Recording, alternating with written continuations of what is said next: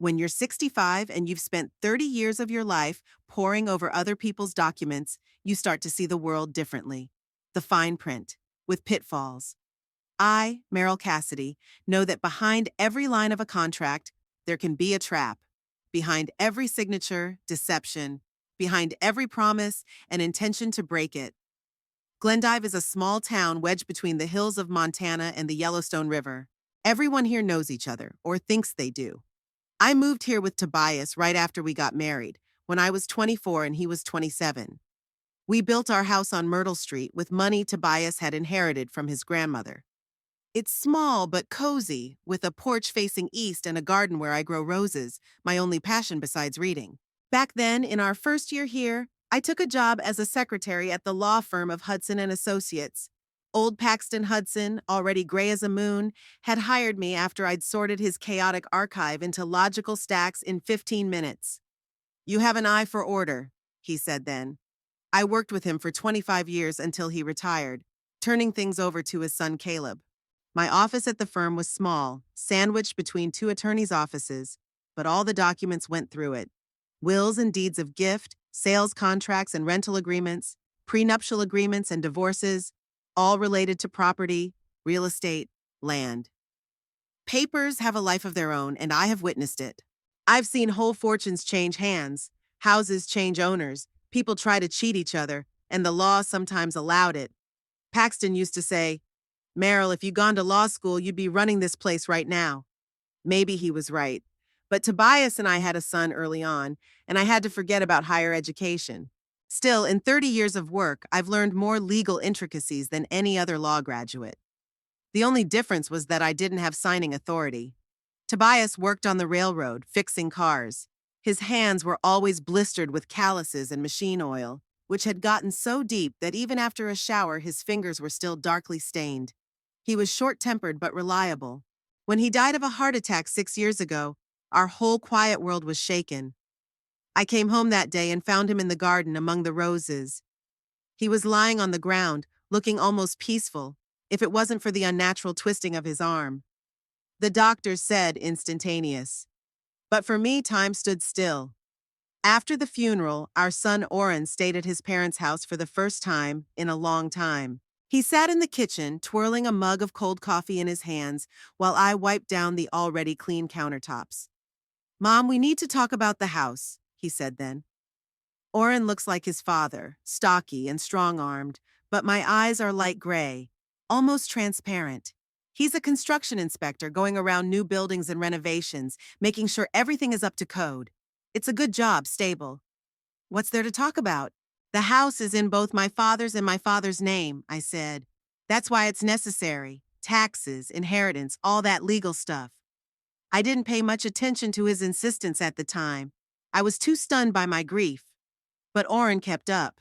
He came every day bringing papers, talking about some new real estate taxes, inheritance problems. I worked at a law firm. I knew there shouldn't be any problems. But when your only son looks at you with those clear eyes and says he's worried about your future, it's hard to resist. 2 months after Tobias died, I agreed to deed the house to Oren, but I wasn't a complete fool. I insisted that Paxton Hudson, though retired by then, draw up a separate agreement for me to live in the house for life. It was well drafted, taking into account every possible loophole I'd seen over the years. "That's unnecessary, Mom." Oren frowned when I showed him the papers. "Don't you trust me?" "Of course I do," I replied. "But order is order." He signed. We formalized everything properly with a notary and registration. I felt better. The house was still mine, but legally it belonged to my son, which saved me some tax worries. I continued to work at Hudson and Associates, now under Caleb, the old Paxton son. He was nothing like his father, too fidgety, always looking at his phone. But he knew the business well, and he didn't lose his clients. About a year after Tobias died, Oren introduced me to Velma. She worked as a realtor for New Horizons, selling houses and apartments all over the county. She was tall, with dark hair always perfectly coiffed and a manicure so sharp it looked like it could open an envelope. "Nice to meet you, Mrs. Cassidy," she said then, extending her hand for a handshake. Her palm was as cold and dry as a page of a contract. From the beginning, there was something about Velma that made me tense up. Maybe the overly assessing look she'd given me on her first visit to my house, or the way she interjected about the details of my work, especially the firm's clients. But Orrin looked at her like she was the eighth wonder of the world, and I bit my tongue. Their wedding was modest, a small reception at a local restaurant, Phillips. Velma had insisted that everything be tasteful, but no frills. Even her wedding dress was not white, but ivory, because white is vulgar. I sat at the head table, between Orrin's school friend and some distant relative of Velma's, and felt like a stranger at my own son's party. After the wedding, they took an apartment in a new building on the outskirts of Glendive. Orrin came to see me once a week for tea and news. Velma accompanied him less and less often, citing busyness. "Business is booming," Orrin explained. "She's a very promising realtor, and she's got a great future." I nodded and refilled his tea. I was a little lonely in our big house, but I was used to it. I had a garden and books and a job. That was enough. That all changed last spring. Orrin and Velma arrived together, unusually lively. "Mom, we have news," said the son, brightening up. "We've decided to move in with you." I remember freezing with the kettle in my hand. "To me? But why?" "Velma's pregnant," Orrin blurted out. "We need more space, and it would be great if you could help with the baby when it's born." I shifted my gaze to Velma. She put her hand on her stomach in a gesture that seemed rehearsed to me. "Congratulations," I said. "Of course, it's a big house, plenty of room for everyone." "We've been thinking about some remodeling," Velma interjected. "Nothing major, just freshening up the decor. A nursery." I nodded. After all, the house technically belonged to Orrin, and the thought of a grandson or granddaughter warmed my heart. They moved in a week later. For 2 days, I listened to the movers scurrying around the house, hauling their furniture and boxes. Velma was in charge, glancing at a clipboard with a list of things on it. "This can all go away," she said, pointing to the old dresser in the living room that Tobias and I had bought when we were first married. "But," I started.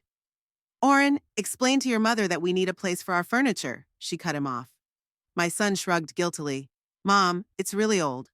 And it doesn't fit in with the concept Velma had in mind," I conceded. "After all, it's a small thing. The important thing was that the family would be together. But we didn't become a family. Velma had marked out her territory at once. The kitchen was her domain. The living room, too. I was left with the bedroom and the veranda, where I went out to read when the weather permitted. A month passed, a second, a third. Velma's stomach remained flat as a board. When I cautiously asked about the pregnancy, she dismissed it. "It's just a little problem," the doctor said to rest. "We'll try again in a couple months." I didn't inquire. Maybe she'd had a miscarriage and the subject was too painful. Something told me there was no pregnancy at all. Orrin was spending more and more time at work, and when he came home, he was silent and irritable. Velma was staying late too, explaining that she was showing houses to very promising clients. Sometimes in the evenings, strangers, mostly men in expensive suits, would come over. They would lock themselves in the living room, and muffled voices would come from there. One day, as I passed by, I heard a fragment of conversation. "There'll be no problem with the inspection. Orrin will arrange everything." I slowed my steps, but Velma sensed my presence. The living room door swung open, and she stepped out into the hallway. "Do you need something, Meryl?" she asked with a strained smile. "I was just on my way to my room," I answered. "Then we won't keep you." The atmosphere in the house grew tenser by the day. Tobias's things and my memorabilia were fading away, replaced by faceless fashion accessories. My garden was the only place where I felt truly at home. One day I came home from work and discovered that the rose bushes had been replanted and pruned. "The landscaper said it would look better," Velma explained when I asked her about it. I didn't say anything. I just stood there, staring at my disfigured roses that Tobias had once helped me plant. That night I couldn't sleep for a long time. I lay in my bed, the only place in the house that was truly mine, and thought about what was going on. Something was wrong, and I could feel it in my soul. The next day at the office, I told Quinny, our accountant, whom we'd been friends with since we'd worked with old Paxton. "I don't like that sister-in-law of yours." Quinny shook her head. "And all this talk about the inspection. Maybe your Oren's into something bad. I don't know, I answered honestly. But I'm going to find out. I began to look more closely at what was going on in my house. I began to notice oddities, the expensive new appliances that Oren and Velma could hardly afford on their salaries, the frequent phone conversations Velma had in the backyard, the files they hid when I came into the room. One day, when no one was home, I looked through the drawer of the living room table Oren now used. Among the papers, I found a draft of an inspection report for some construction project, with notes in the margins. Remove mention of foundation problems. Do not indicate deviations from the design. I felt uneasy. My son, my Oren, seemed to turn a blind eye to construction violations. And knowing that his wife was selling real estate, it wasn't hard to guess that they were working in concert. What alarmed me even more was that among the papers I saw a copy of the mortgage on our house. Oren had mortgaged it to the bank for an amount that made me gasp. And my signature wasn't on it. I realized it was time to act. The next day I contacted Caleb Hudson and, citing personal reasons, took the day off. Then I went to the office of old Paxton, who, though retired, had his finger on the pulse of legal affairs in the city. The visit to Paxton Hudson proved a useful one. Despite his retirement age, the old man retained his clarity of mind and keen legal eye. He listened carefully to my story, studied the copies of documents I had managed to make, and frowned. "It smells bad, Merrill," he said, tapping his fingers on the table. "The fact that Oren mortgaged the house without your knowledge is a violation of the law. And if you add to that the possible inspection scams, I don't want to sue my own son." I shook my head. Sure. Paxton rubbed his chin thoughtfully. "But you need to be careful and gather evidence, just in case." I came home with a heavy heart. My love for my son struggled with feelings of betrayal and growing anxiety. I tried to act normal, but something in my behavior must have changed. Velma began to watch me more closely. One evening, as I was sorting through old photo albums in my room, she knocked and entered uninvited. "Merrill," she began in that peculiar tone one uses when one is about to say something unpleasant. "Oren and I thought this room might be a good place to make an office. He's working from home more and more often." I closed the sketchbook slowly. "Where am I going to sleep?" "Oh, we've already thought of everything." She waved her hands like a magician preparing to perform a trick. "The little room next to the kitchen will be perfect. It will need a little renovation, of course." The little room she was talking about was the windowless pantry where Tobias and I put our gardening tools and preserves. "It's not a room, Velma. It's a closet." "Don't be so dramatic," she grimaced. "With your stuff in there, it'll be cozy." "I'm not moving into the closet," I said firmly. "I have a lifetime lease on this house." Yeah, sure," she said. "But it doesn't say which room you have to live in, does it?" She was right, and that made me even angrier. The document didn't really specify that I'd been relying on common sense and kinship. "Think about it," Velma said, walking out. "And also, please don't touch my papers on the living room table." I noticed they were rearranged. When the door closed behind her, I clenched my fist tightly, so she had noticed my search. I'd have to be more careful. That evening, Oren returned. I heard him and Velma whispering in the kitchen, and then he knocked on my door. "Mom, can I come in?" He looked tired and lost. I thought for a moment that I was my little boy again, coming in with his problems, but it was an illusion. "Velma said you talked about the rooms," he began. "She wants to put me in the closet, Oren. Do you think that's okay?" He sighed. "Mom, it's not a closet. We'll make a nice renovation there, put a bed, a table." "There are no windows." "We can cut a window to the backyard." He shrugged. "Look, I need an office. I'm doing more and more paperwork, and I can only do it at home in the evenings." "What kind of paperwork, Oren?" I looked him carefully in the eye. "The ones where you falsify inspection results?" He turned pale. What are you talking about?" "I saw the drafts of the deeds with your notes on them, and I saw the mortgage on the house, the one without my signature on it." Oren swallowed and ran a hand through his hair, a gesture he'd had when he was nervous since he was a kid. "Mom, it's hard to explain. There's nothing illegal about it. It's just business. Falsifying documents isn't a business. It's a crime. You don't understand." He raised his voice. "Everybody does it. It's just, optimization. If you follow all these stupid regulations, no one will build or sell anything. What if the house collapses because of the foundation problems you covered up? He looked away. That's not going to happen. I know what I'm doing. What about the mortgage? Why didn't you tell me you mortgaged the house? Because you wouldn't have said yes. He sighed. Mom, it was a great opportunity, an investment that will pay for itself tenfold. Velma and I are starting our own real estate agency, you know? No more bosses, no more restrictions. And you're willing to risk the house you grew up in to do that? No risk. He splashed his hands. In 6 months, we will return everything, and you will not even notice. I looked at my son and suddenly realized that I didn't know him at all. When did this honest, straightforward boy turn into a man who was ready to commit forgery and deceit? Oren, this is a road to nowhere. Please stop before it's too late. Too late for what? He grinned. To spend your life humping for pennies like Dad? Or going through other people's papers like you? No, thanks. Velma and I are going to have everything, you know? Everything. He turned and walked out, slamming the door.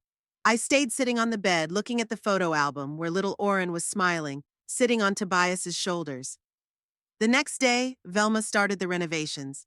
The workers came early in the morning while I was still asleep, and the noise of the drill was the first thing I heard when I woke up. They tore down the wall between my bedroom and the next room, turning the space into a spacious office. My belongings were piled in the living room, many of them damaged. Unavoidable losses, Velma shrugged when I showed her the broken porcelain figurine Tobias had given me for our 20th wedding anniversary. I moved into the guest room on the first floor, small but still with a window. It was a temporary solution, but I could see in Velma's eyes that the next step would be a closet. The tension in the house grew every day. Oren hardly spoke to me, avoided meeting my gaze. Velma, on the other hand, came around more often, like a warden watching over a prisoner. One day I came home from work and found the lock on the front door had been replaced. Psst. Oh, I'm sorry, I forgot to give you a new key, Velma said when I rang the doorbell and waited a long time for her to open it. The old lock was all loose. She wouldn't give me a key, saying she'd forgotten where she'd put the spare. I had to ring or knock every time I came home, and sometimes I had to wait 15 or 20 minutes for someone to open the door. At the Hudson and Associates office, I tried to work as usual, but my thoughts kept returning to what was happening at home. Caleb Hudson, noticing my absent-mindedness, called me into his office one day. Meryl, is something wrong? He asked. You haven't been yourself lately. I hesitated. Caleb wasn't as attentive to employees as his father, but he was still a decent man. Family problems, I answered evasively. Something with Oren? He frowned. You know, I've been hearing some strange rumors. What kind of rumors? I was worried. Caleb was silent, drumming his fingers on the table, just like his father. They say that some of the new buildings in town are getting inspected a little too smooth, and that your son's wife is selling the apartments in those buildings at inflated prices. I swallowed a lump in my throat. Is that true? I don't know, he shrugged. But if it is, Oren is playing with fire. The construction lobby is strong in the city, but if something happens, a cave-in, a serious accident, he'll be the one to blame. I nodded. That's what old Paxton said. Thanks for your concern, Caleb. Talk to him. But talking to Oren was getting harder and harder. He'd come home late, often drunk, and lock himself in his new office. Sometimes they had visitors, men in expensive suits and with expensive watches. They would lock themselves in the living room, and muffled voices would come from there. Once I heard a snippet of conversation. 2 more of these objects, and we're golden. Oren, your signature on the deeds is our gold mine. Velma saw me in the hallway and quickly closed the door, interrupting the conversation. The interior of the house was changing at kaleidoscopic speed. Velma was throwing out old furniture and buying new. Expensive, trendy, but impersonal. Gone were the bookshelves Tobias had made himself, the paintings we'd bought when we traveled, even the curtains I'd sewn with my own hands. It's all old stuff, Meryl, Velma said. The house should look modern. My protests were ignored. If I tried to talk to Oren, he'd say, Mom, it's just stuff. Don't make a tragedy out of it. But it wasn't just stuff. It was my life, my memories, being methodically destroyed. One day when I got home from work, I found my clothes moved to a tiny closet near the kitchen and Velma's new exercise machine in the guest room where I slept. We need a place for a home gym, she explained. Don't worry, we've already got a new place ready for you. The new place was the windowless closet I'd refused to move into.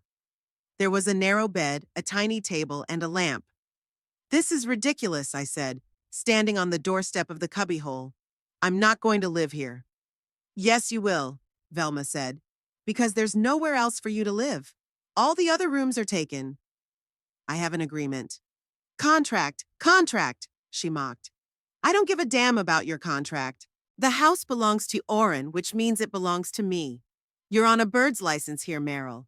And the sooner you realize that, the better for everyone. I looked at her in bewilderment. Why so angry? What had I done to her? Why are you doing this, Velma? She folded her arms across her chest. Because you're an extra. You're in the way. With your habits, your old things, you're moralizing. Oren needs freedom from you, from your control. I never controlled him, but I judged him. I see the way you look at us, like we're doing something bad, she grinned. And we just live in the real world, Meryl. We take what we want. And you know what? Oren and I are going to go far. We'll have it all. Money, status, power, and you're just going to be an old overreactionary afraid of your own shadow. I didn't know what to say. Her words hit me like a slap in the face. Did my son really feel that way about me? That night I stayed the night in the guest room, simply locking the door with the latch. Velma knocked and demanded I vacate the room, but I didn't open it. Oren wasn't home. He'd gone to some meeting. I didn't sleep much during the night. I went over my options in my head, wondering what to do next. In the morning, getting ready for work, I decided to act. At the office, I went straight to Quinny. She wasn't just the firm's accountant, but my best friend for 20 years. I need your help, I said as I closed her office door. Quinny listened intently to my story without interrupting. When I finished, she took off her glasses and wiped them with a tissue, a gesture she used to do when she was really worried. This is serious, Meryl. If what you're saying is true, your son and his wife could end up behind bars. I know, I clenched my fists, but they're leaving me no choice. They're driving me out of my own house, Quinny. What do you want to do? First, I want to find out more. I need to understand the extent of their machinations. If we find evidence. We? Quinny raised an eyebrow. You're the only one I can trust. She sighed and put her glasses back on. Okay. Where do we start? We stayed late at the office that day. Quinny had access to the real estate databases in the city. Part of our firm handled housing transactions. We looked at all the new buildings that had been inspected in the last year and compared them to the sales figures. The picture was unsightly. Several of the properties Oren inspected were sold at well above market value, and in all cases, Velma was the selling agent. Look, Quinny pointed to the screen. This house on Riverside. The price per square meter is 30% higher than the neighboring buildings. And mind you, it was built in only 8 months. Projects like this usually take at least a year. They were in a hurry, I nodded.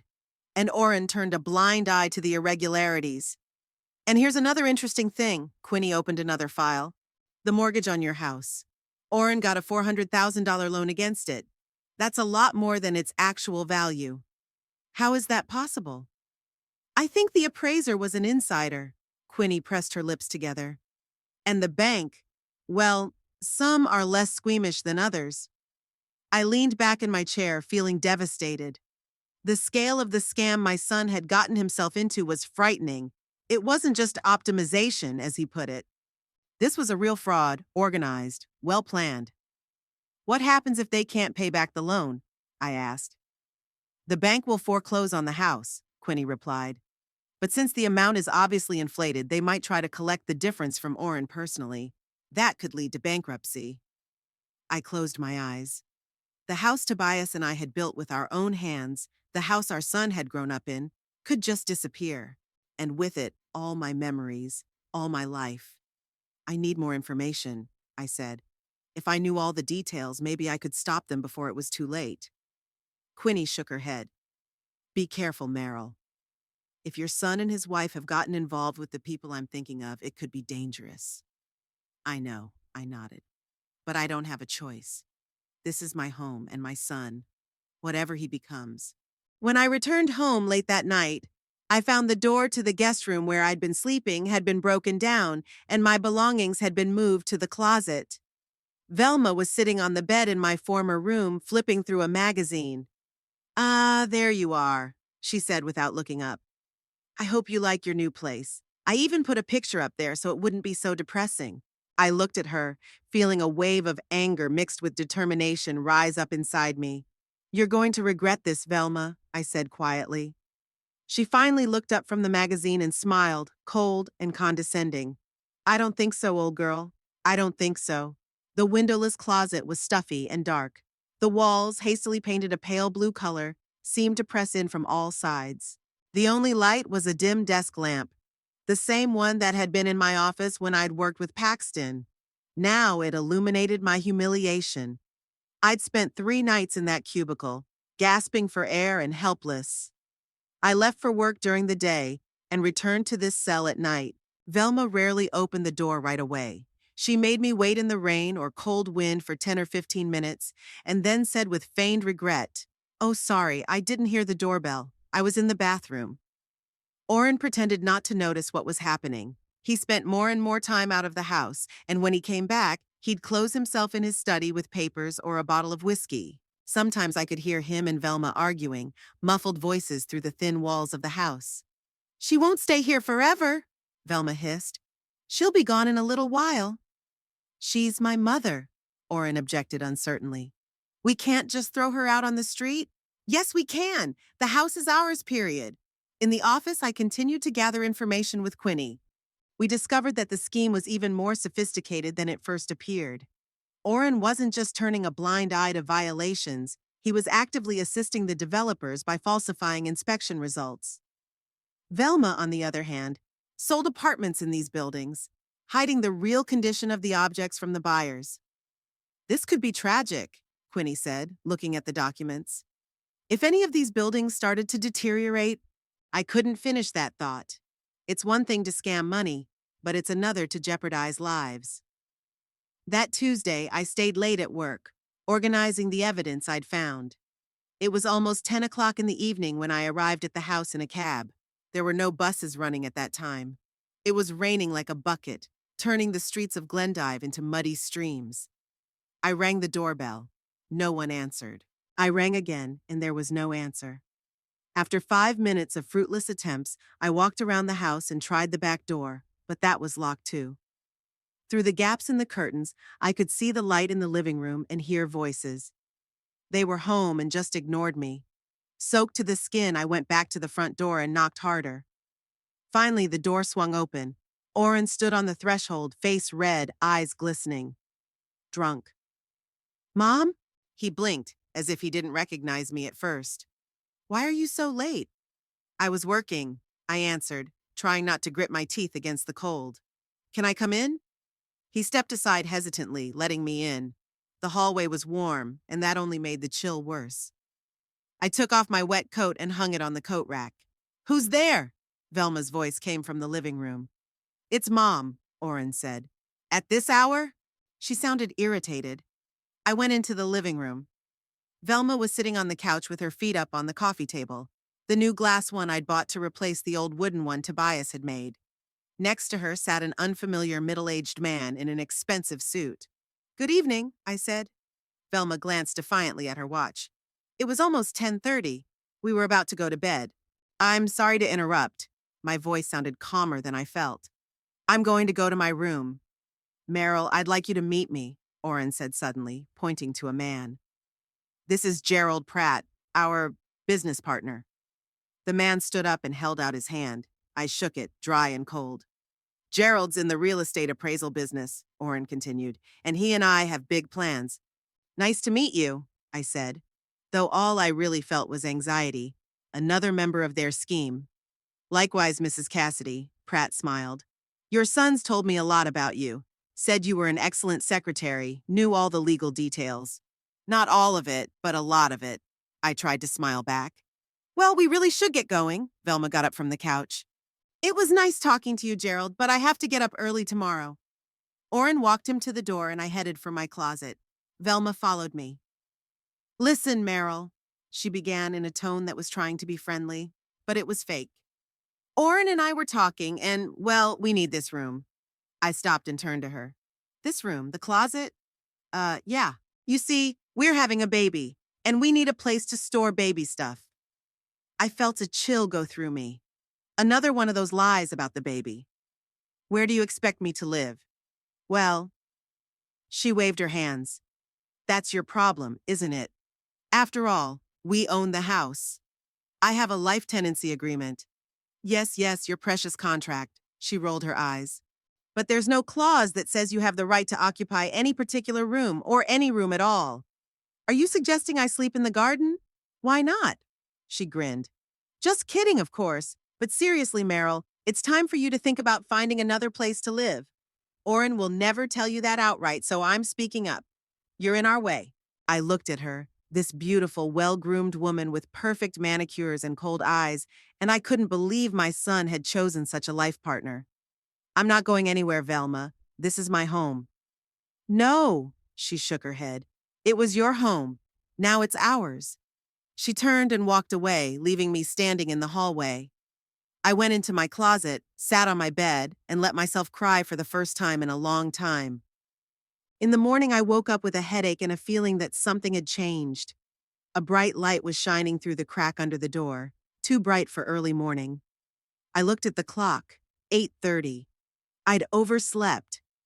I jumped out of bed, dressed quickly, and ran out of the room.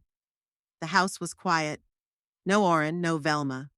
I noticed a note on the kitchen table. Went out of town for the weekend. We'll be back on Monday. Don't leave your keys. A neighbor will keep an eye on the house. Oh, today was Wednesday. They were leaving me for 5 days without keys, effectively locked out of the house. If I went out, I couldn't come back. I dialed Orrin's number. The phone was off. I called work, told them I was sick and taking the day off. Then I called Quinny. They're trying to get me out of the house, I said, describing the situation. That was the plan, she replied. Move in with me, Meryl. Stop putting up with this bullying. But if I leave, I can't come back. Maybe it's for the best, Quinny sighed. Just get what you need and come over. My couch is all yours. I glanced around the kitchen, familiar down to the last crack in the tile. It was where I'd made breakfast for Tobias, where Orrin had taken his first steps, where my whole life had taken place. To leave would be to admit defeat. No, I said. I'll stay and wait for them to come back. We need to dot all the I's and T's. I used these days to take a thorough look around the house. In Orrin's study, I found several folders of documents he hadn't hidden. House diagrams with notes, inspection reports, drafts of reports with corrections where serious problems were turned into minor deviations. In the bedroom, in Velma's closet, I found several bank statements for large sums of money, much more than she could earn officially. I took pictures of everything on my phone and sent them to Quinny. She analyzed the information and compared it to what we already knew. By Sunday, we had almost a complete picture. Orrin, Velma, and a few others had organized a scheme where substandard homes were sold at inflated prices. They used my house as collateral to get a loan, which went to bribes and bribing the right people. On Monday, I was ready for their return. I woke up early, cleaned up, and waited in the living room. They arrived around noon, tanned and rested. When Velma saw me, she frowned. Are you still here? This is my house, I replied calmly. Where else would I go? Orrin put the suitcases down and sighed tiredly. Mom, we need to talk. Yes, I agreed. It's about time. We sat down at the kitchen table, the three of us, like an unhappy little family. Velma had her arms crossed over her chest and was staring out the window, showing that she didn't want to talk. Orrin tapped his fingers nervously on the tabletop. Mom, he began, not looking me in the eye. Velma and I have been thinking about this for a long time, and we've decided we can't go on like this. I agree. I nodded. Well, we want you to move out, he blurted out. Move out? I asked him again. Out of my own house? It's not yours anymore, Velma interjected. You signed it over to Orrin. With a lifetime lease, I reminded him. Look, Orrin ran his hand through his hair. We can cancel that contract, compensate you. We'll buy a small apartment or a room in a nursing home. Nursing home? I felt a wave of anger rising inside of me. I'm 65, Oren. I work full-time and I'm perfectly sane. That's not what I meant, he said, embarrassed. Stop beating around the bush, Velma said irritably. Tell her straight. Your family is going to live in this house now, our family, and she doesn't belong here. I looked at my son, expecting him to object, to defend me, but he remained silent, his eyes downcast. Oren? I called out. Is it true? Do you want me to leave? He looked up at me, the same clear gray gaze he'd inherited from me. I'm sorry, Mom, but yes, it's what's best for everyone. Best for who? I felt something inside of me snap. For you? For her? Or for me? For all of us, he sighed. You see, we can't live together. The constant conflicts, the tension. What about me? I asked quietly. Where will I go? I told you we'll buy you an apartment. He rubbed his forehead. A small but cozy one. Or a room in a good boarding house. I don't need your charity, I said sharply. I want to stay in my house. The one your father and I built with our own hands. Where you took the first step, said the first word. Where my whole life is. Oh, God, don't start with your sentimental stories. Velma rolled her eyes. A house is just walls and a roof, a marketable asset, and it's ours. Velma, please, Oren grumbled. Let us talk. What's there to talk about? She raised her voice. We've been talking about this for a week. The decision has been made. She has to go. But not right away, he objected. She needs time. Time to do what? To keep screwing up our lives? Velma was almost screaming. No, I've had enough. Either she leaves now or what? Oren asked. Either I'm leaving, Velma said. It's your choice, Oren. Her or me. There was a heavy silence in the room. I looked at my son and saw him agonizing over the choice. But I already knew the answer. I saw it in Oren's slumped shoulders, in the way he avoided my gaze. Mom, he finally said hoarsely, please understand. I understand, I said, my voice sounding unexpectedly firm. You chose, and it's not me. You're still my mother. He looked up at me pleadingly. I just want everyone to be happy. Happy?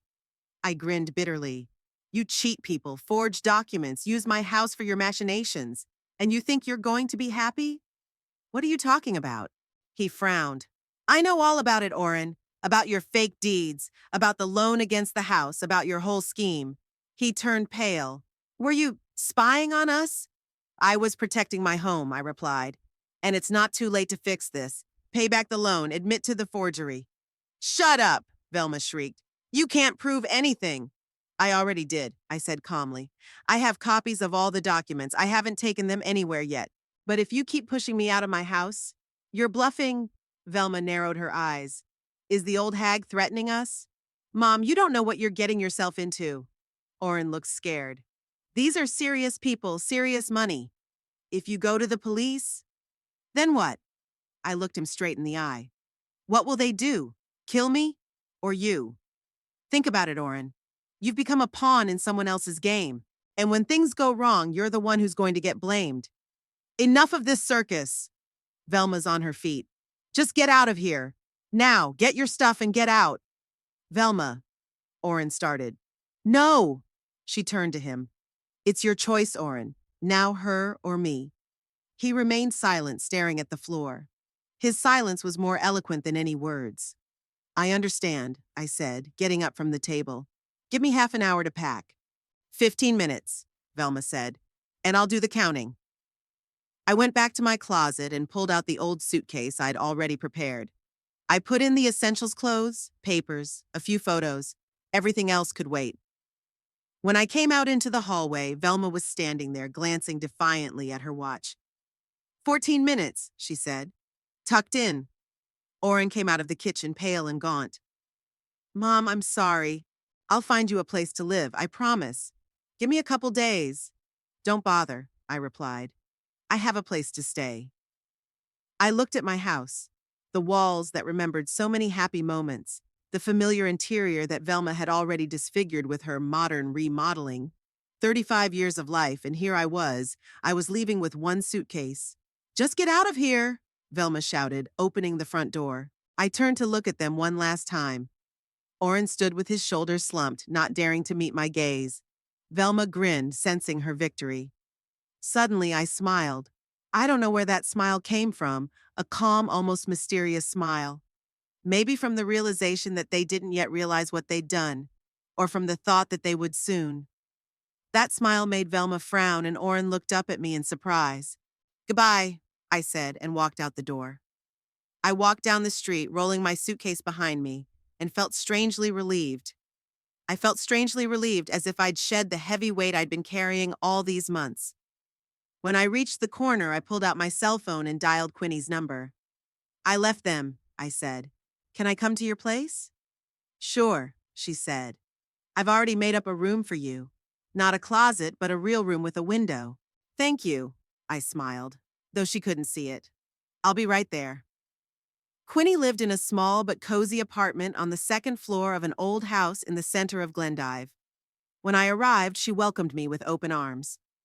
"You look great," she said as she helped me with my suitcase. "It's like you haven't slept in ages." "I guess I have," I admitted. We settled into the kitchen and Quinny poured us some tea. "So what now?" she asked. "Are you going to go to the police?" I shook my head. "ELIN. Not yet, anyway. I have another plan." "What is it?" I sipped my tea and felt my lips stretch into the same enigmatic smile I'd left my house with. "Remember when you said that if they couldn't pay back the loan, the bank would take the house?" Quinny nodded slowly. "Yes, but for that to happen, they have to stop paying. And judging by their income from the scams, they have the money." "So far," I agreed. "But what if the flow of money suddenly dries up?" "What's on your mind, Meryl?" I pulled out of my bag a folder of documents we'd collected over the last few weeks. "I'm going to use my knowledge and connections to stop them, Quinny, and not just them, but this whole shoddy construction scheme, because sooner or later it's going to lead to tragedy." "It's dangerous," she frowned. "You realize there are serious people involved, don't you?" "I do," I nodded. "But I don't have a choice. They kicked me out of my house. They made me choose between a roof over my head and justice.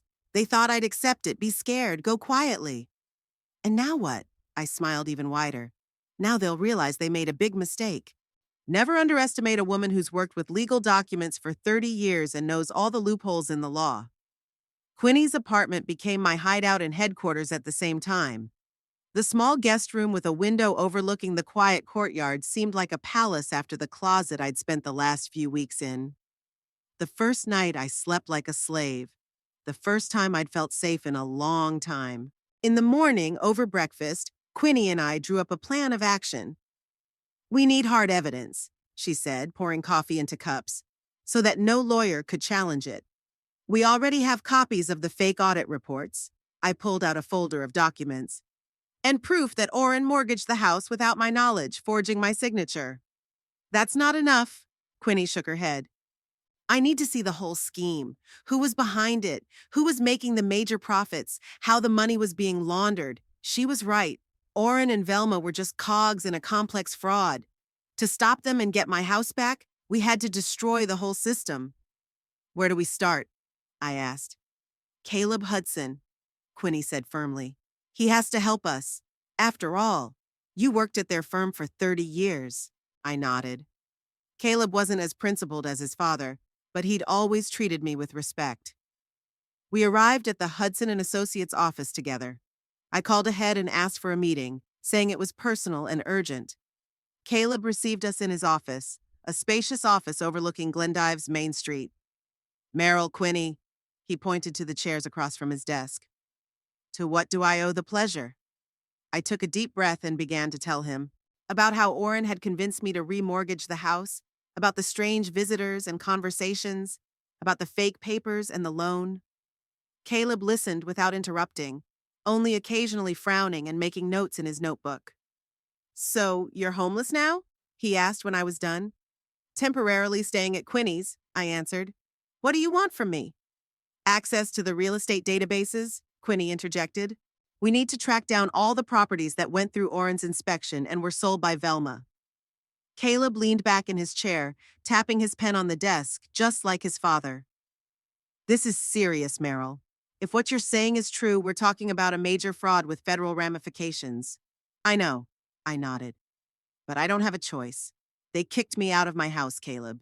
And if they're not stopped, the innocent people who buy these houses will suffer. He paused for a moment, thinking about the situation. Okay, he finally said. I'll give you access. But officially, I don't know anything, okay? If it goes to trial, I don't want to get involved. Of course, I assured him. We'll be discreet. Caleb led us to the archives department, where all the real estate transactions in Glendive over the past 5 years were kept. He introduced us to the archivist as consultants working on the audit and left us alone with the computers and folders. Where do we start? Quinny asked, sitting down at the computer. Gerald Pratt, I answered. The man I saw at my house. He's a real estate appraiser, and apparently an important link in their scheme. We started a search. The database turned up several dozen properties appraised by Pratt in the last 2 years. All of them were inspected by Oren and sold through the agency where Velma worked. Look, Quinny pointed to the screen. In all cases, the appraisals were well above market value. And here, she opened another file, are the condition reports. Compare that to Oren's inspection reports. I compared the documents and saw glaring discrepancies. Where the technical reports showed serious violations, Oren's reports were marked compliant. Oh my God, I whispered. If people start living in these houses, they already are, Quinny said grimly. Most of the properties were sold and occupied. We kept digging. I used all the information organizing skills I'd learned in my years as a secretary. I sorted through documents, made chronologies, looked for connections between names and companies. Quinny, with her accounting acumen, tracked cash flow. By evening, we had a folder of evidence, but we were still missing a key element. Who was behind the whole scheme? Who was the main beneficiary? We should meet with Paxton, I decided. He knows everyone and everything in Glendive. He might be able to give me some pointers. Old Paxton Hudson lived in a small but elegant house on the outskirts of town. Despite his retirement age, he retained a clear mind and an interest in all that was going on in Glendive's legal circles. He met us on the veranda with a book in hand and a glass of lemonade on a table nearby. Merrill Quinny, he smiled. What a pleasant surprise. Have a seat. We settled into the wicker chairs, and I briefly told him about our investigation. Paxton listened attentively, occasionally nodding or asking clarifying questions. Gerald Pratt, he said thoughtfully when I had finished. Interesting. Do you know him? I asked. I do, Paxton nodded. And not just him. If your suspicions are correct, and there's a group of people involved, I think I have a pretty good idea who might be behind all this. He rose and gestured for us to follow him into the house. In his study, among the bookshelves and antique furniture, Paxton pulled a thick folder from a desk drawer. 3 years ago, I prosecuted a land fraud case, he began. A real estate developer named Randall Wist bought land at a low price, using fake people and forged documents. Then he built houses on these plots in violation of all possible standards and sold them at an inflated price. Just like in our case, Quinny said. Exactly, Paxton nodded. We almost got the case to trial, but at the last moment a key witness recanted. Allegedly, he was persuaded to change his mind. The case fell apart and Wist got away with it. He opened the folder and showed us a photograph. A large, middle-aged man with a hard, strong-willed face. That's Wist? Yes, Paxton confirmed.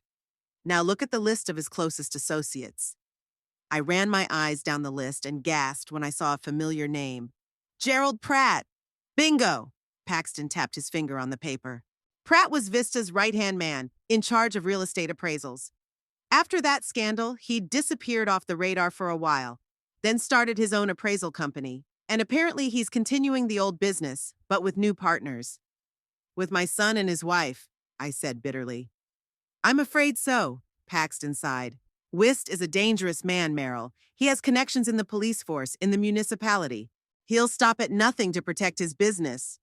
But if we gather enough evidence can be destroyed. Paxton shook his head. Witnesses can be intimidated. Believe me, I know what I'm talking about.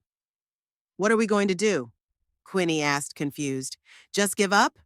Paxton smiled, that special smile he had when he found an unexpected solution to a complex legal puzzle.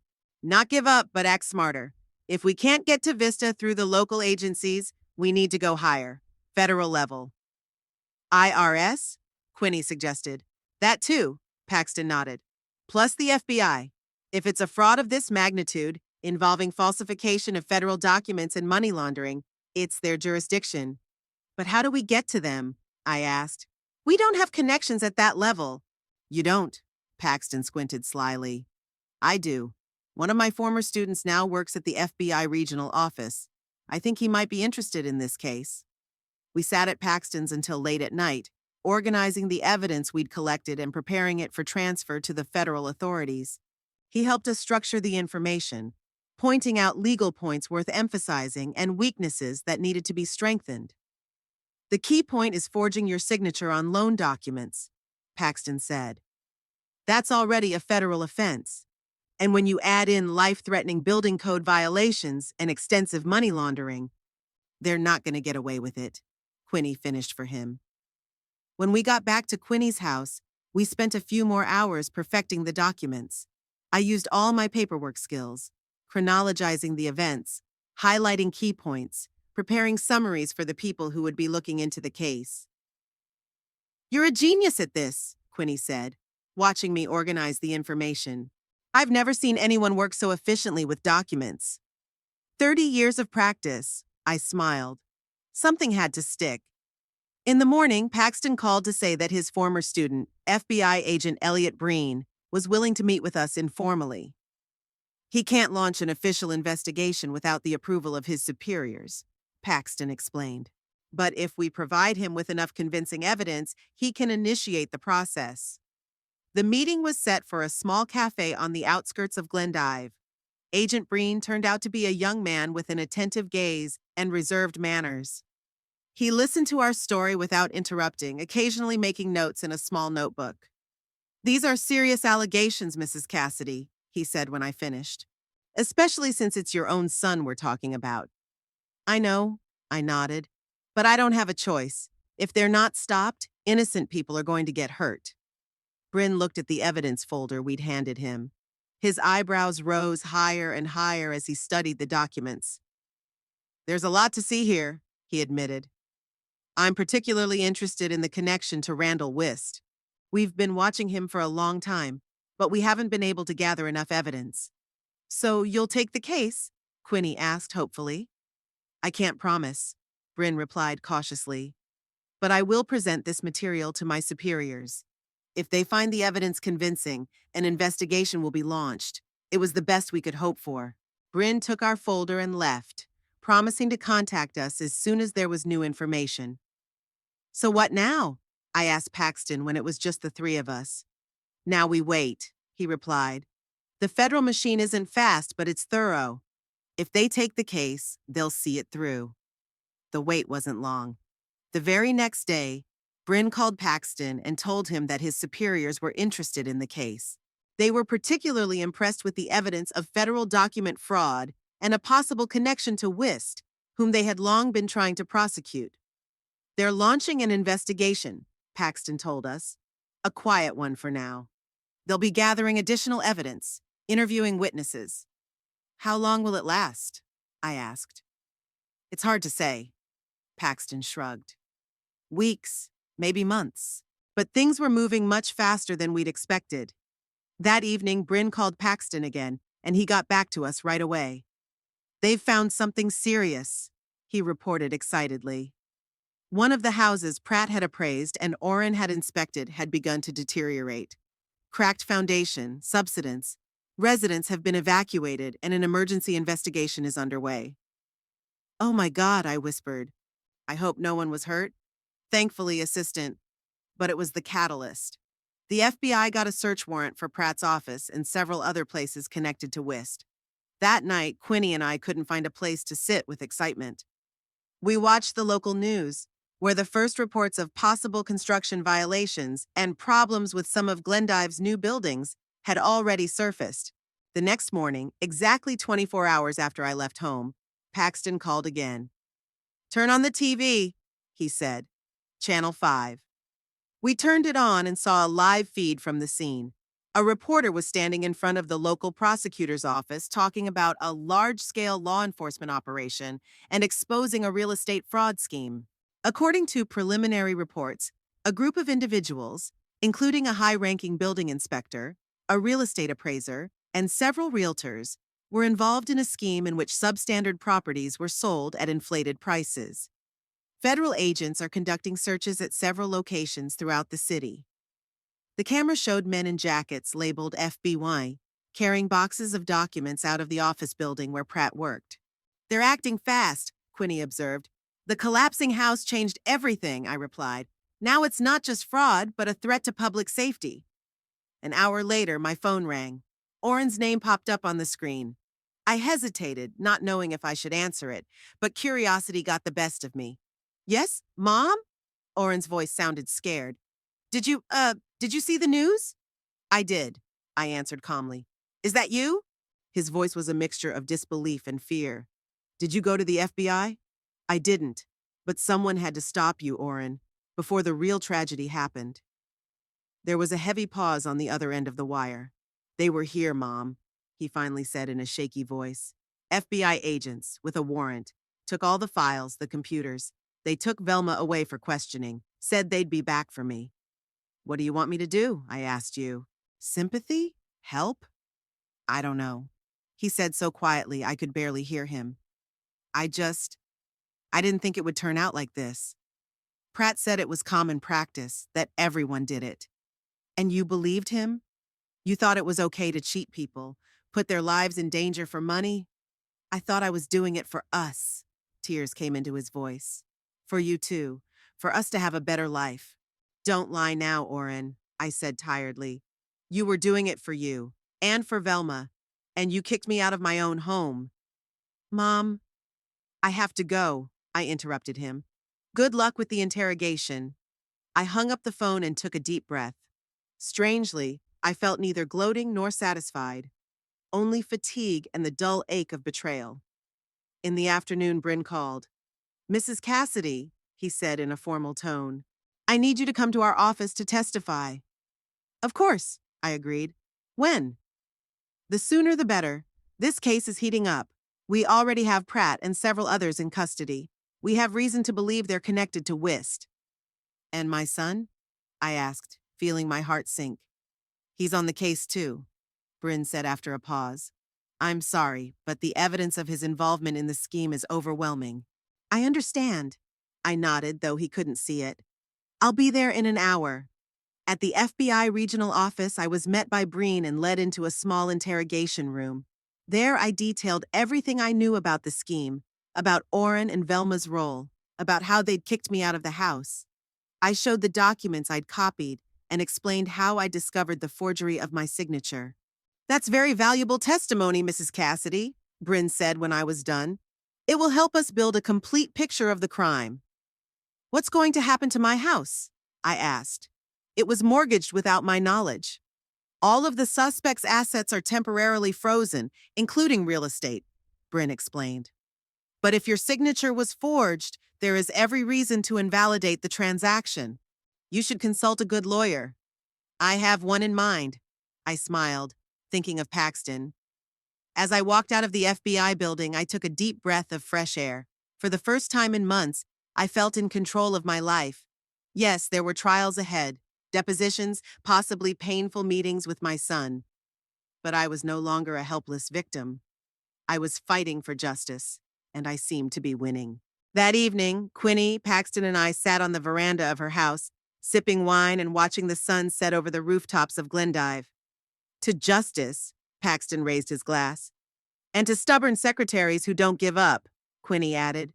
I smiled and raised my glass. "Here's to new beginnings." At that moment, Paxton's cell phone rang. He apologized and stepped away to answer it. He returned a moment later with a wide smile. "That was Bryn," he reported. "They've had a breakthrough in the case.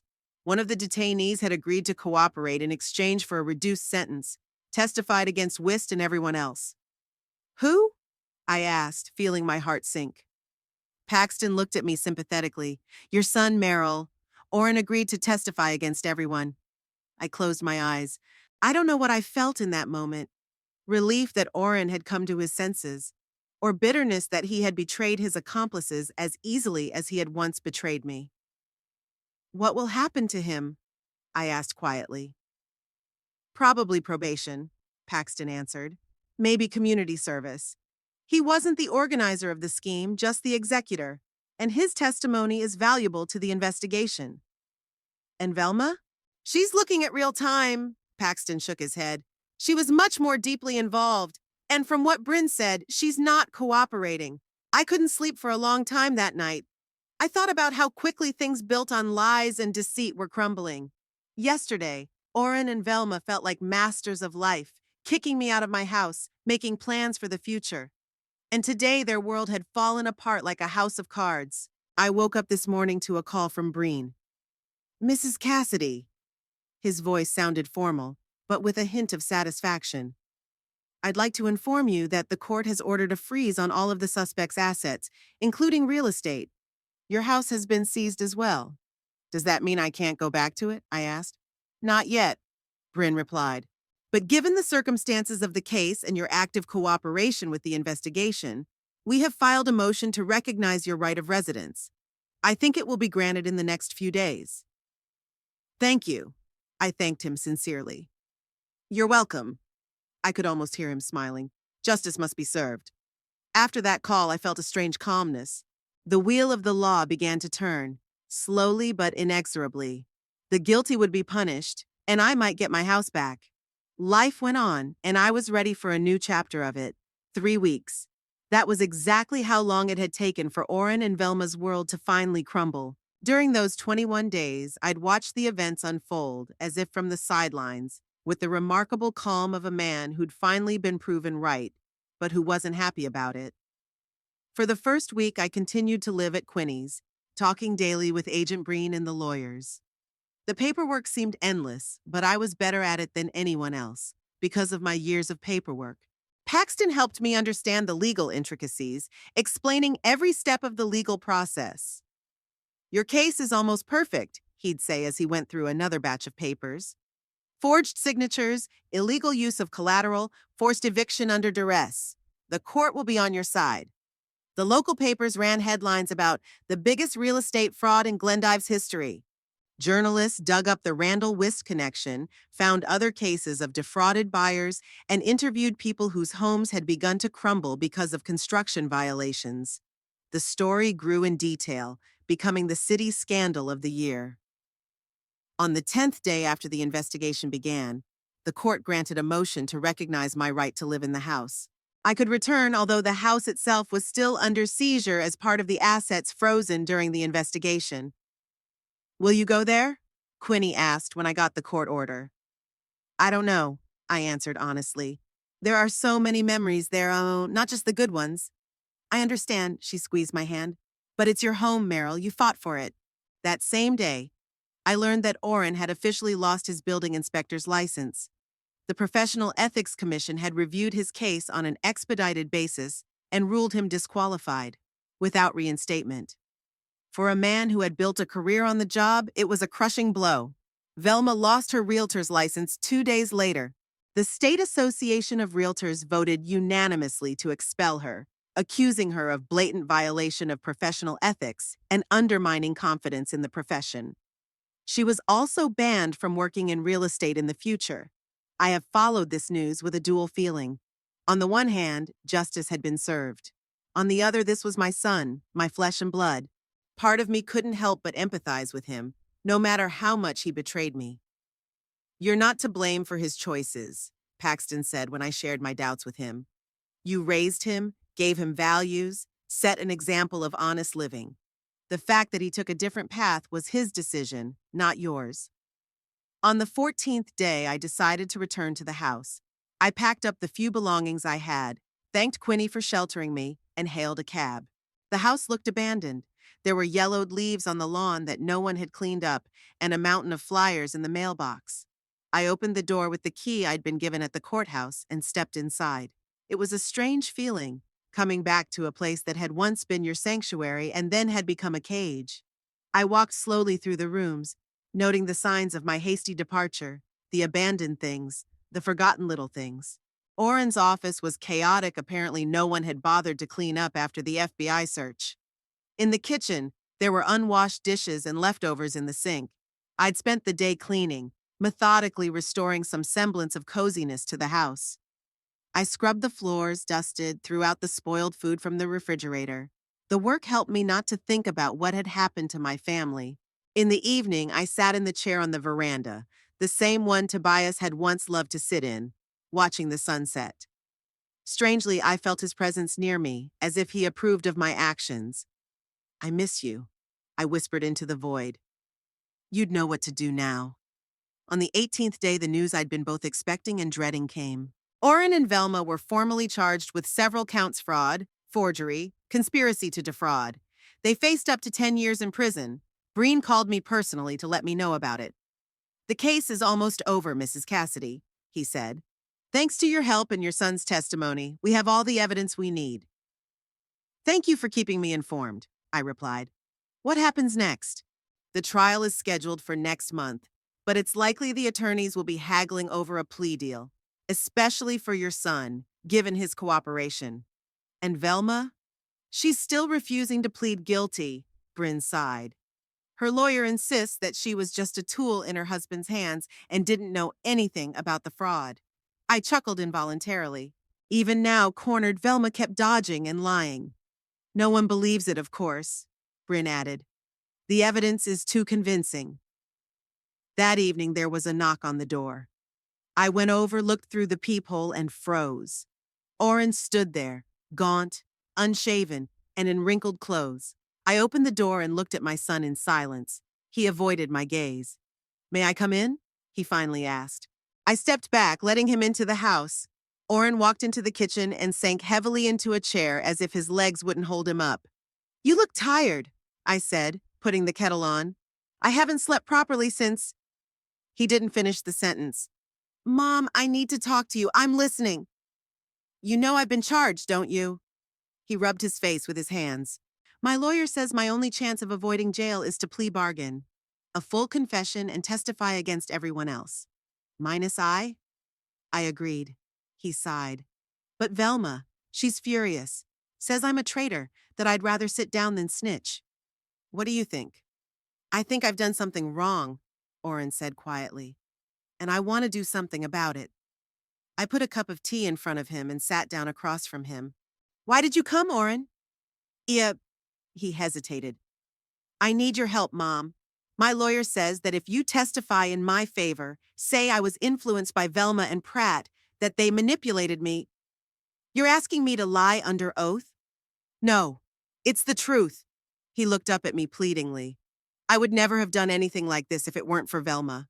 She was always going on and on about money, how easy it was to make with a little tweak the paperwork. And you, a grown man, couldn't say no?" "I could." He lowered his eyes. "I had to. But, I wanted to impress her. I wanted to be successful in her eyes. I looked at my son and saw him as the boy I'd once taught to know right from wrong, good from evil.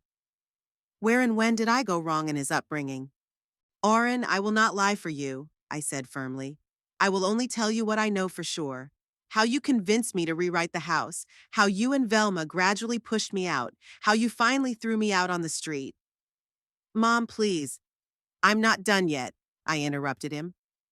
"I'll also say that I saw how you hesitated, how you doubted. That maybe you did succumb to influence, but it was still your decision to make." He nodded silently, accepting my terms. "Thank you," he whispered. "That's more than I deserve." "Where do you live now?" I asked, changing the subject. "A motel on the outskirts of town," he grimaced. "All the bills are frozen, and I'm almost out of money. Velma went to live with her sister." "Does she know you're here?" "No." He shook his head. "We don't talk much. She blames me for everything. She says I got her into trouble." I couldn't help but chuckle bitterly. It's typical Velma, putting the blame on others. "What about you? Do you blame her?" "I blame myself," Orrin said quietly. "For being weak, for being stupid, for betraying you and everything you taught me." He sounded truly remorseful, but I couldn't bring myself to forgive him so easily. The memory of him standing there with his eyes downcast while Velma yelled at me to get out was too fresh. "You should go," I said, getting up from the table. It's getting late. Can I stay? He asked uncertainly. At least for the night? The motel is noisy and I don't get much sleep. No, Oren, I said firmly. It's not your home anymore, and it's not mine yet. Technically, it's under arrest. I'm allowed to live here, but you're not. He nodded his acceptance and stood up. I understand. Thanks for the tea. At the door, he turned around. Mom, I know I don't deserve forgiveness, but I want you to know that I'm sorry. About everything. I watched him walk away, slouching, lost.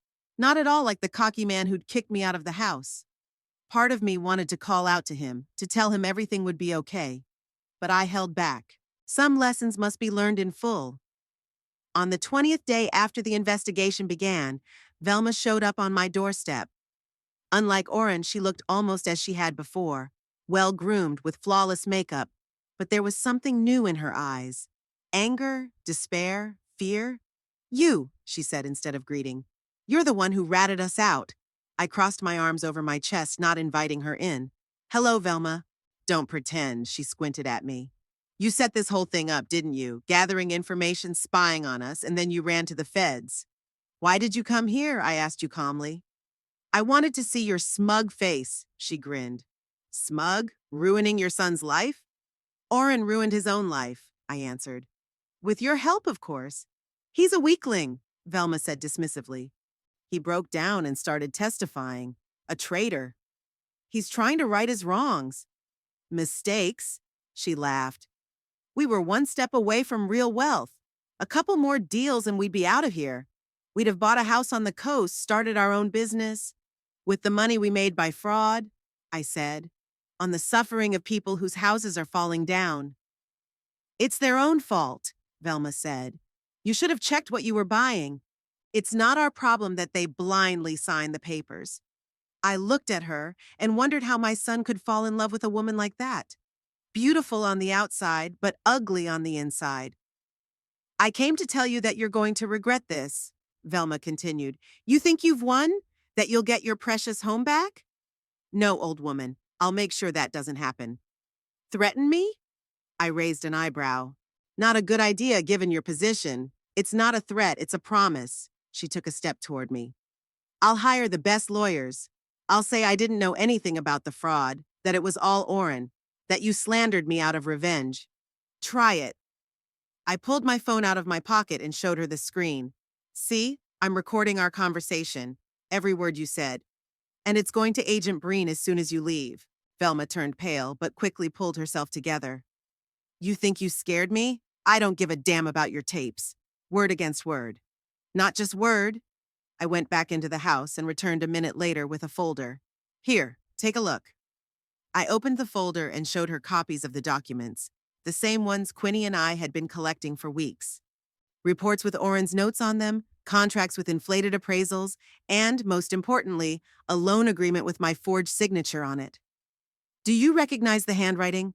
I asked, pointing to the signature. The experts have already confirmed that it's not my hand. And you know what's interesting? It's not Oren's handwriting either. It's your forgery, Velma. She stared at the documents, and I could see her expression change from confidence to confusion, from confusion to fear. Where are you? How did you... 30 years of paperwork, I shrugged. I know how to find the right documents, and making copies. Velma straightened up sharply. That doesn't prove anything. It's already proven, I said calmly. Pratt testified. Oren testified. The others in the scheme have started talking too. You're the only one who continues to deny the obvious. I didn't sign anything, she exclaimed. It was Oren. He started the scheme. He forged the signatures. He convinced me it was legitimate. Velma. I shook my head. Even now you're still lying, not to me, to yourself. Admit it for once in your life. You made a mistake. A terrible mistake that could cost you your freedom. Fuck you, she hissed. You don't know anything about me, about my life. You're just jealous that I'm young, that I'm beautiful, that your son chose me, not to coddle you. I looked at her and felt no anger or resentment, only deep, pervasive disappointment. Good luck in court, Velma, I said, closing the door. You'll need it. Day 21 brought the denouement. Bryn called me in the morning with the news. Velma Cassidy has been arrested for trying to leave the country, tried to get on a plane to Mexico with a fake passport. Oh my God, I breathed out. What now? Now she's going to be charged with fugitive from justice. I could hear the satisfaction in Bryn's voice. There was no chance of her getting probation. I sat on the veranda for a long time after I'd talked to Bryn, watching the wind play with the fallen leaves in the garden. It was a strange feeling, as if a whole stage of my life had ended, a book I'd been reading for years had closed. Quinny and Paxton arrived in the evening with wine and food and news. All the local papers are talking about Velma, Quinny said, setting the food on the kitchen table. Her picture is on the front page. What about Orrin? I asked. His lawyer negotiated a deal, Paxton replied. 5 years probation, community service, a fine, and of course, total disqualification as an inspector. It could be worse, I remarked. Much worse, Paxton nodded. If it hadn't been for his cooperation with the investigation, he would have gotten a real sentence for sure. We sat around the table, drinking wine and talking about everything but what had happened. It was the evening of a new life, and I didn't want to mar it with memories of betrayal. What are you going to do next? Quinny asked when we went out on the porch to look at the stars. Are you going to stay in the house?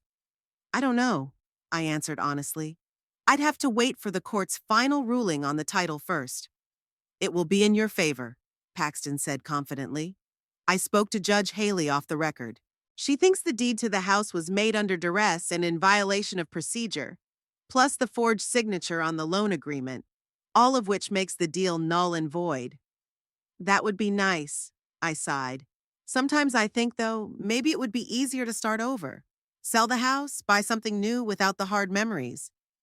It's up to you, Quinny shrugged. But this house is a part of your life. Not just the last few months, but 30 happy years with Tobias. She was right. The house held not only the pain of betrayal, but the joy of love, the warmth of a family hearth, the laughter of little Orrin, the comfort of evenings with Tobias. To give it up would be to give up those memories too. A month passed. The court ruled that the house was returned to me as the rightful owner. The deed to Orrin was invalidated because of irregularities in its conclusion. The loan on the house was on Orrin's shoulders. He had to pay it back over the years, even though he no longer owned the house. Velma received a 3-year prison sentence for fraud, forgery, and attempted fugitive from justice. Orrin, according to a plea deal, avoided prison but was sentenced to 5 years probation and 1,000 hours of community service. Randall Wist, the mastermind behind the scheme, received 10 years of maximum security. His empire collapsed, his assets were confiscated, and he went from a respected businessman to a convicted fraudster. I left my job at Hudson and Associates. 30 years had been enough, and now I wanted to devote time to myself, to read books I'd been putting off for years, to travel, to just enjoy life. I decided to keep the house. I hired a team of repairmen who removed all traces of Velma's modern remodeling and returned the interior to the look Tobias and I had created together. The old dresser was back in its place in the living room, the family photos on the walls, the books on the shelves. Orrin came twice. The first time to pick up the rest of his things. The second time to apologize.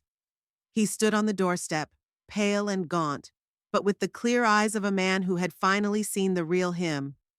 I'm not apologizing, Mom, he said.